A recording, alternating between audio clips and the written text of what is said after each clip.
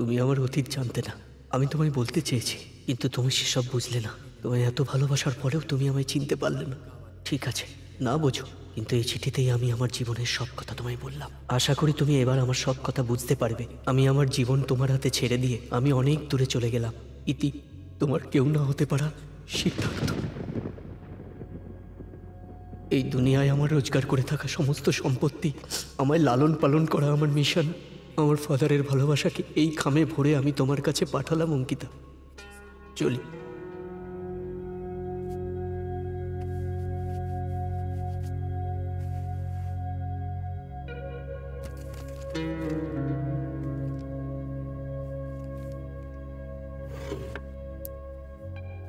আজ আমার কাছে আমার বলতে এই অমূল্য মাওতার গানটাকে সঙ্গে নিয়ে সব কিছুকে পেছনে ফেলে এই বিশাল পৃথিবীতে আমি হারিয়ে যেতে চাই।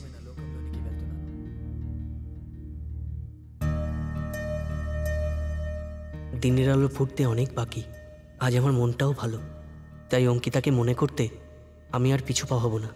তাই এই সময়টাই সঠিক সব কিছুকে ছেড়ে চলে যাওয়ার।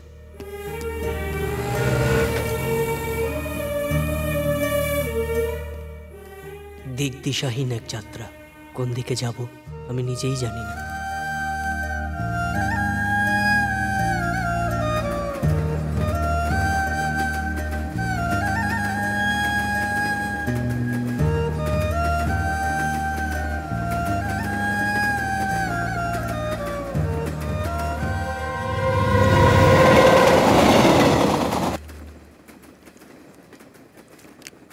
আরে সিদ্ধার্থ না?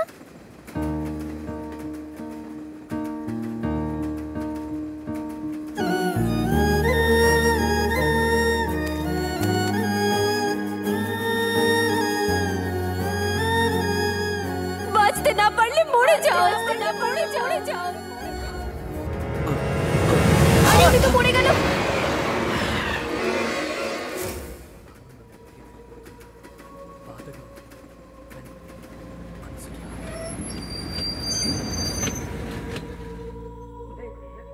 আজ আমি যেন কোথায় হারিয়ে যাচ্ছি।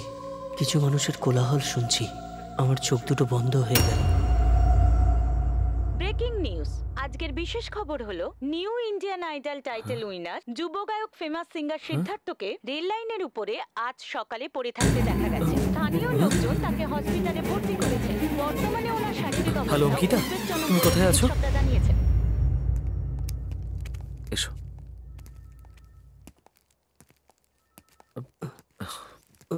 এই it's okay, take rest, please hold it. What is this Siddhartha? এই পৃথিবীতে মানুষ কেবলমাত্র প্রেমের জন্য জীবন দিয়ে দেয়, আর না হলে জীবন নিয়ে নেয়। কিন্তু ভগবানের দেওয়া এই জীবনটা অত্যন্ত মূল্যবান। আর হ্যাঁ, সঙ্গীত তো তোমার জীবন, তাই না? আর তাকে ছেড়ে চলে যেতে তোমার মন কি করে চাইলো সিদ্ধার্থ? সেই সঙ্গীতের জন্যই তো অঙ্কিতার আর তোমার পরিচয় হয়েছিল, তাই না? তুমি ভালোবাসো বলে সেদিন বললে আঙ্কেলকে বলে আমি তোমাদের বিয়ে দিয়ে দিতাম। সিদ্ধার্থ, অঙ্কিতা তার কথাগুলো বলে তোমায় আঘাত করেছে মানে ও কিন্তু তোমাকে সত্যিই ভালোবাসে। ওর বাবার হাত থেকে তোমাকে বাঁচানোর জন্যে ও তোমাকে ওইভাবে বলেছিল। রেগে তুমি ওর থেকে দূরে চলে যাবে, ও হয়তো এটাই ভেবেছিল, কিন্তু তোমাকে এরকম অবস্থায় দেখার জন্য নয়। ওকে ভুল বুঝো না। ছোটবেলা থেকে আমরা দুজনে একসঙ্গে বড় হয়েছি, কিন্তু এই বন্ধুত্বে যে কখন ওকে ভালোবেসে ফেলেছি আমি নিজেই জানি না। তাই ওর ভালোবাসাকে পাওয়ার জন্য আমি সব রকম চেষ্টা করেছি। আর তারপরে আমার ট্রেনিং শেষ করে আমার মনের কথা বলার সময় দেখলাম ওর মনের মধ্যে তুমি আছো। তোমরা দুজনে একে অপরের জন্য ত্যাগ করছো বলে ভাবছো, কিন্তু তোমরা তোমাদেরই মনকে ঠকিয়েছ। আমিও অঙ্কিতাকে বিয়ে করব বলে ভেবেছিলাম, পছন্দও করেছিলাম, কিন্তু সেই পছন্দের কারণে আমি নিজের জীবন ত্যাগ করতে পারবো না। You are great Siddhartha. নিজের জীবনকে বাজি রেখে এই হার জিতের খেলায় তুমি জিতে গেছো। অঙ্কিতা, তোমার অল দ্য বেস্ট। অরবিন্দ,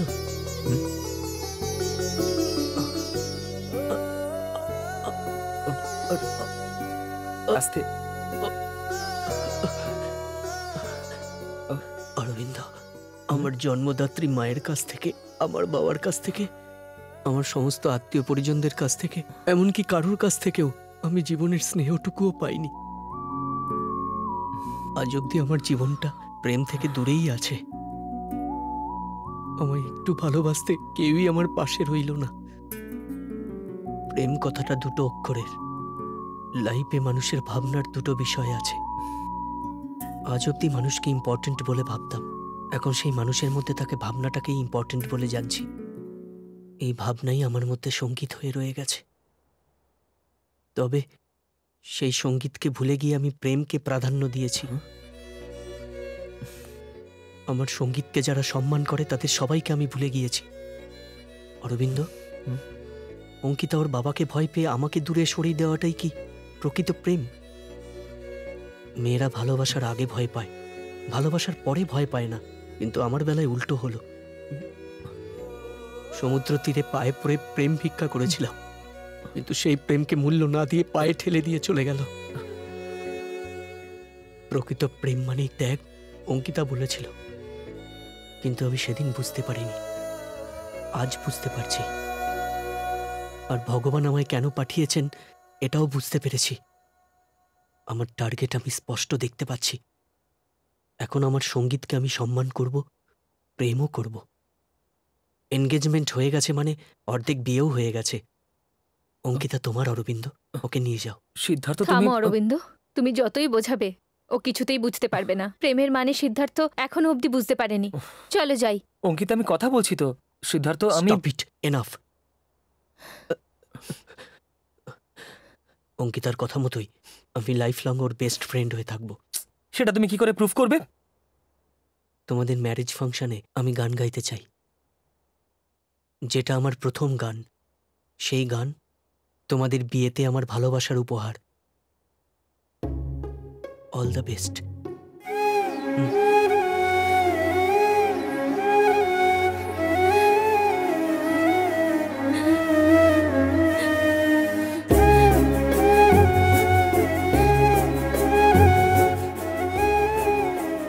এবার আমায় সিধুকে সামনে আনতে হবে।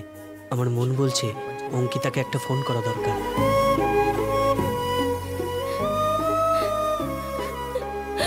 সিধু,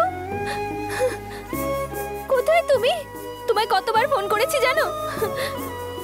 ফোন কেন সুইচ অফ করে রেখেছিলে তুমি? তোমার সঙ্গে আর্জেন্ট কথা ছিল। সিদ্ধার্থ আমায় বুঝতে পারলো না। আমি ওকে ভীষণ ভালোবাসি। আমি তোমার কাছেই আছি, একবার ঘুরে দেখো। নিজেই জানতে পারবে।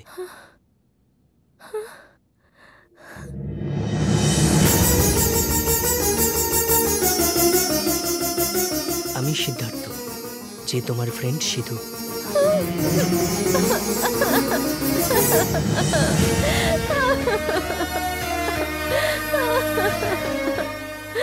চুপ করো অঙ্কিতা, কি ছোট বাচ্চাদের মতো কাঁদছো? চুপ করো। তোমরা ছেলেরা অনেক অভিনয় জানো। তুমি আমায় অনেক কাঁদিয়েছো। সরি অঙ্কিতা, তোমার ভালোবাসাকে আমি বুঝতে পারিনি। Please forgive me. তাহলে সিদ্ধার্থের সঙ্গে কবে পরিচয় করাচ্ছ? দুষ্টু ইডিয়েট।